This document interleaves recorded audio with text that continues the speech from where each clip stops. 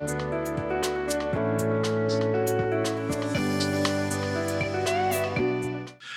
now let's go through some of the how to present moment approach, these tools that I'm calling notice, accept, choose again. For those in the live, I invite you, if you have questions, again, feel free to engage. I appreciate your questions. So I want to let you know you're at this stage, ask away if you have questions. And this comes from the manifestation of just removing blocks. So this is really about people that want to experience peace in their lives. That's what these tools are for. These are for people that want to be awake. And you've read the books on mindfulness. You've heard about mindfulness. You've heard about Present Moment, Eckhart Tolle's book. And this is just my way, how I have figured out how to present moment until it becomes so habituated that I just notice and I go into present moment, which I've had moments, as you guys do. It's just that I'm having more and more of them because I practice this so often. So the notice part, again, you have a choice here. So it's that space, it's to stop and not take something personally. When you are triggered, then you are at the effect of it. You go into the reptilian brain and you are in survival mode. And now your energy is mobilized and you're not available for creativity and healing. When you are present moment, you are resourced. And when you're resourced, your whole brain, then you have free will to choose how to respond. When you're unconscious, you react based on the program you're running. You just react. Often you regress to you become like a 4-year-old or wherever you've had your early wounding as a child, they say. And so you're reactive when you're unconscious and you're at the effect of it. You eat it. When you're awake, present moment, then you are conscious, you are resourced, your whole brain, and now you get to choose to respond. And so you can choose to remove yourself from the situation. You can choose to change or improve the situation. And if you cannot remove or change or improve, as Eckhart Tolle shares in his book, then you can continue to accept what is so you are not suffering, because you can be at peace in an unhappy situation. So that's what this is about. And this is what I use. This NAC approach is something I use in my practice with my patients.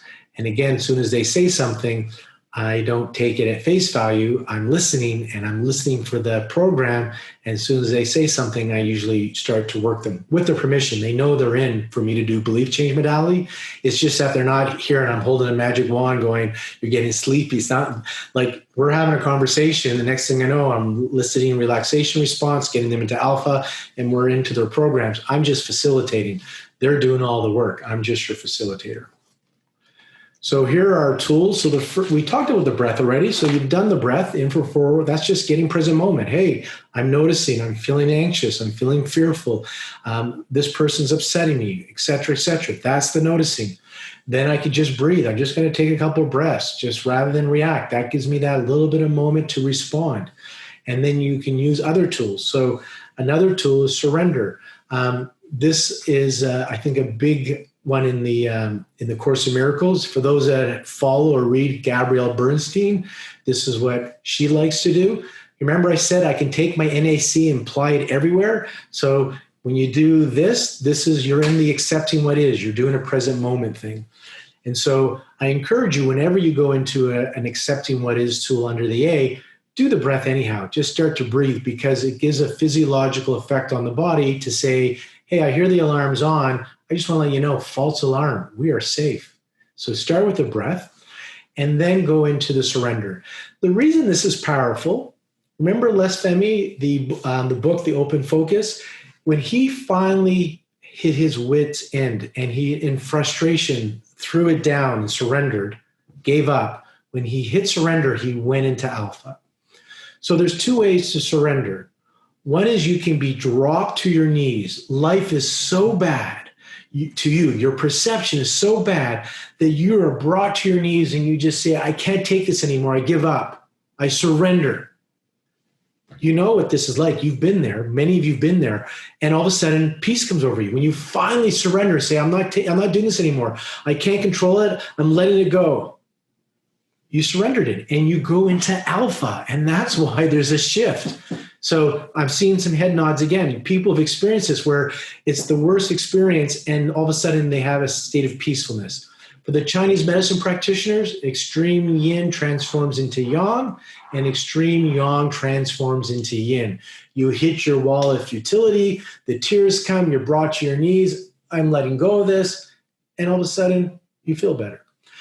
You can consciously do this. So why wait until it gets so bad? Why be like I hear sometimes in cardiology wards, your arteries or your coronary arteries just aren't blocked enough. We need them to get a little bit more worse and then we'll do the surgery, right? I don't want to do it that way. Let's do the Dean Ornish idea. Let's start exercising and eating differently to try and reverse that. Maybe we won't need surgery. So let's consciously, purposely surrender and not have to be dropped to our knees.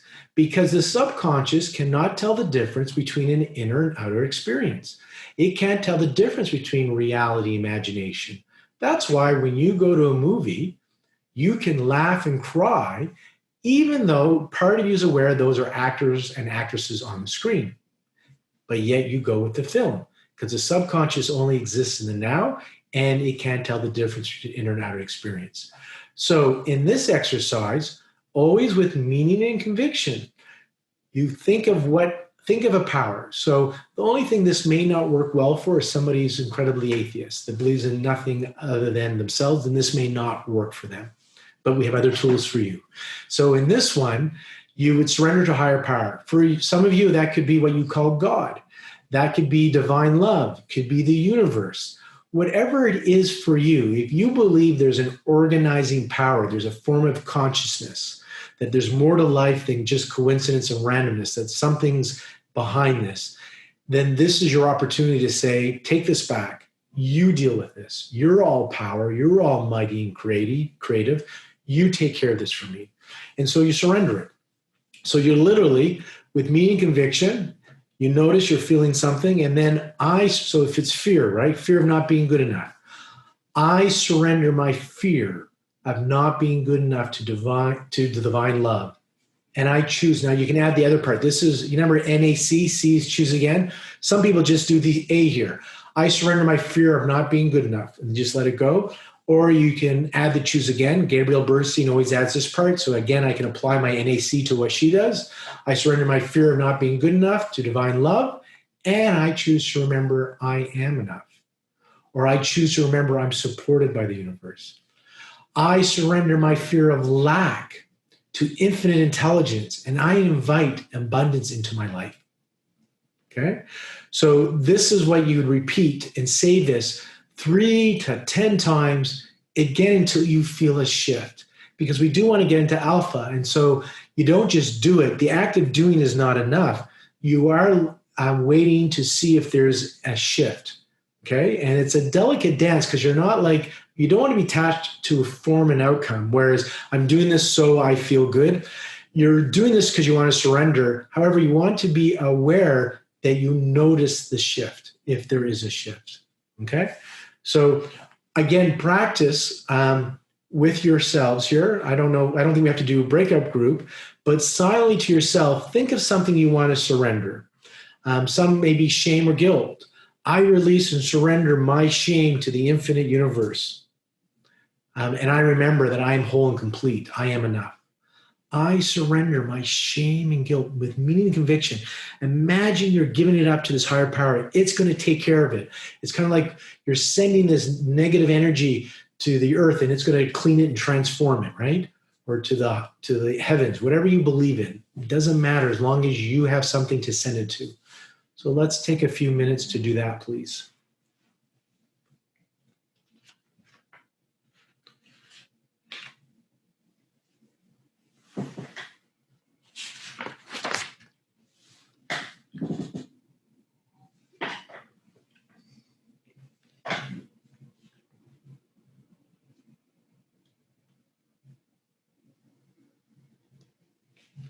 A question for the group. Would you guys want to do this? Because in a breakout where you just have 1 or 2 people where you have a witness to you surrendering it, the reason I bring this up, you're going to do this on your own.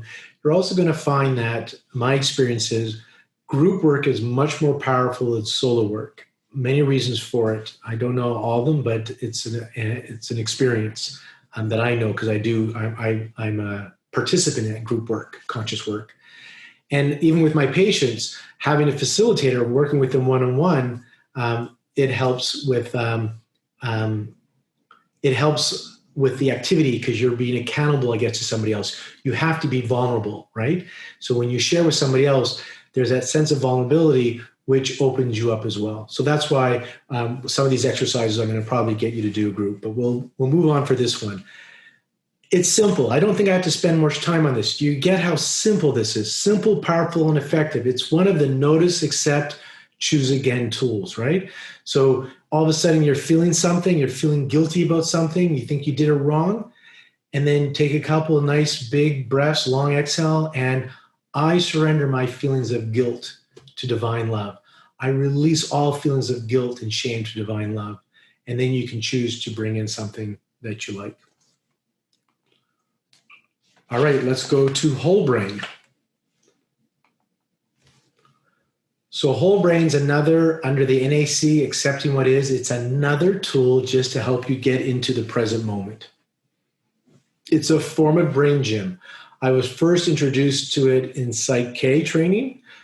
It's one of the balances that we use. And when I was at a Joe Dispenza retreat, more than one of them, when they do the challenge to put you out of your comfort zone, one of the things they do is they get you on a 6-foot stage and have you fall backwards into a net with people holding it as for trust, right? To surrender and let go. You basically put yourself in whole brain and you fall backwards saying surrender now, right?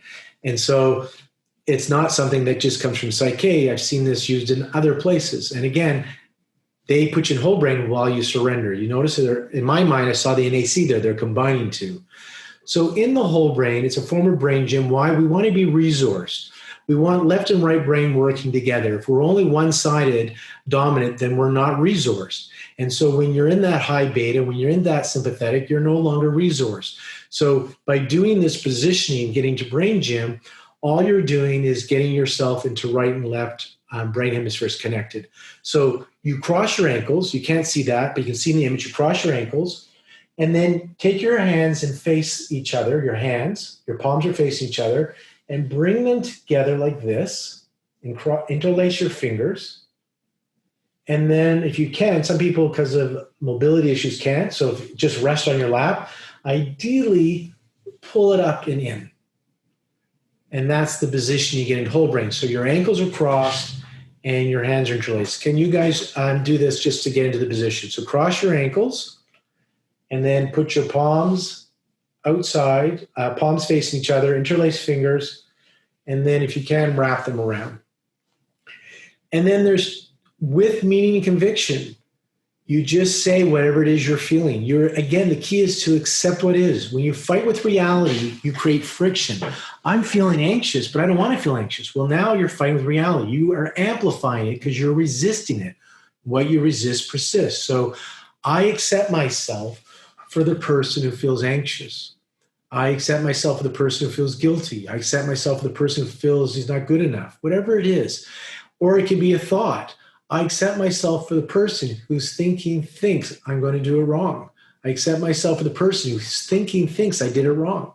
So these are two phrases you can say to get yourself into present moment. Again, they're tools, they're gimmicks to get you in the present moment. You notice there's something off. That's called stress. There's friction.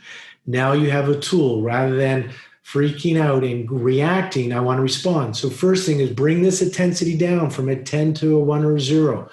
And so just hold this position and repeat to yourself 3 times, out loud and then usually silently, over and over again, until you feel a shift mentally, physically, or emotionally. And it is common that you may feel it intensify before you feel the shift. So choose something to work with. So I'm going to show you how you can do the accept what is and then jump into choose again. Right now we're doing the accepting what is. So just bringing these, just getting present moment. If we want to do the choose again right away, let's say fear of lack, there's not enough money. I accept myself for the person who fears there's not enough money. I accept myself for the person who's thinks I'm going to end up on the street. I accept myself for the person who fears I'm going to lose my job. I accept myself for the person who feels there's not enough money. I accept myself. And I say with meaning over and over again. And let's say all of a sudden I'm doing this and I just start to notice I'm not at the effect of it. I'm feeling a shift. It's not like this sting anymore. I'm feeling a little bit at peace. I'm getting to alpha, right? Then I can change it, my whole brain posture, and use it as choose again. So that's the C part. So the choose again could be, it's fun and easy for me to make loads of money. It's fun and easy for me to make loads of money. And I say this over and over again until I start to believe it. When there's a bit of excitement, like, hey, I'm programming this in, right? Or I'm supported by the universe. I feel supported by the universe. That's the choose again part. Right now, we're focusing on accepting what is. So I'm going to invite you, you're going to get like a 2-minute practice here. I'm going to invite you to go into whole brain position and choose something, whatever it is. I accept myself for the person who feels guilty for smoking. I accept myself for the person who feels ashamed that I had an affair. I accept myself for the person who yelled at my kids. I accept myself for the person who thinks I'm a terrible spouse. I accept myself for the person who feels selfish. Whatever your judgment is on yourself that is aggravating you, with meaning and conviction, say it over and over again until you feel a shift mentally, physically, emotionally.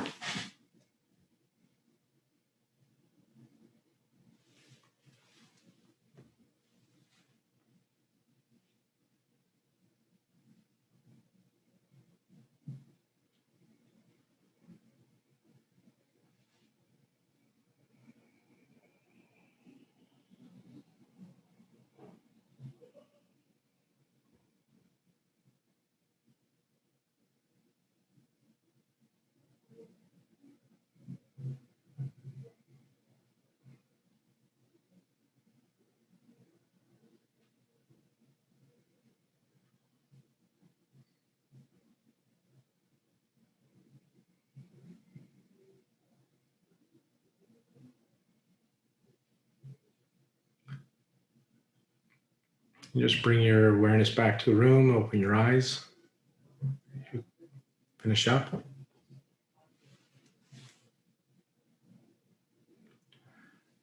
So you notice there's stress in the body, you feel it, you experience it, you're thinking it.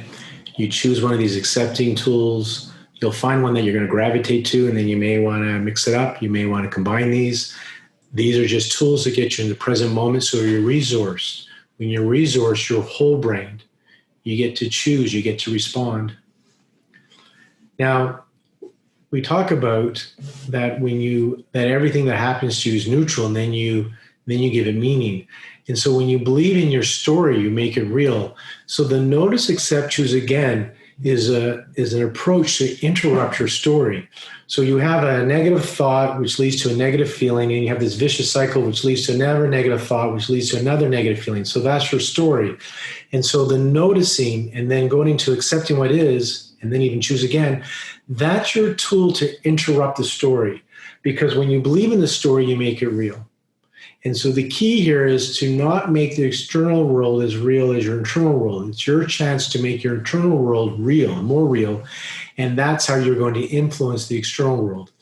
And it'll either your experience of it will change or it will change, meaning there are miracles that happen. So I'll play with a silly metaphor here. Example, I have an office and it's blue. It's a blue office. And I really want one wall to have a light blue accent wall, but it's all blue. And I don't like it, and it's bothering me. I think about it every day. And I do my work, and I'm really focusing on, I want that wall to be an accent wall, and I work my stuff to find out why it's triggering me, and I come to peace with it, and it's no longer triggering me, and now having that blue wall accent, I want it, but I'm okay without it. I come to peace. And I come into my clinic one day and I notice the wall has been painted. What the hell? How did that happen?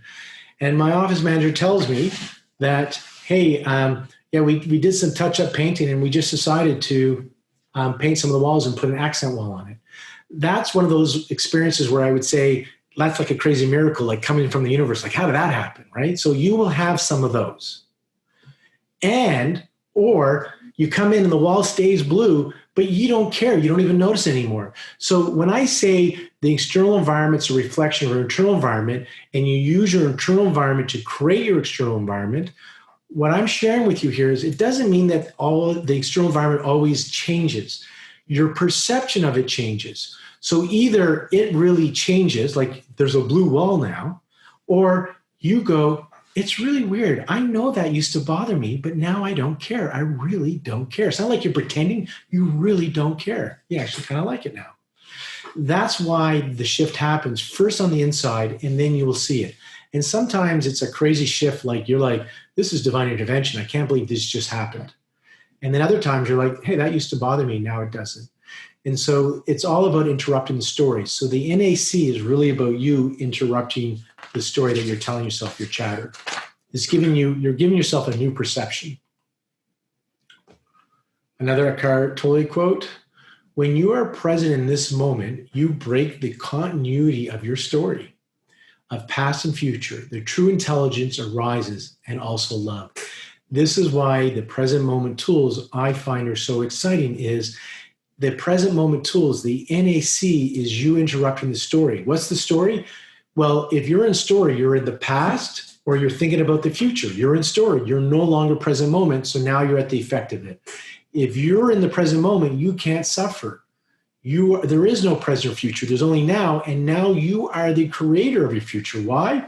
Well, your past, your present is going to become your past, and your future is going to become your present. So if you can change your present, then you're going to start having new futures, and you're going to love your past.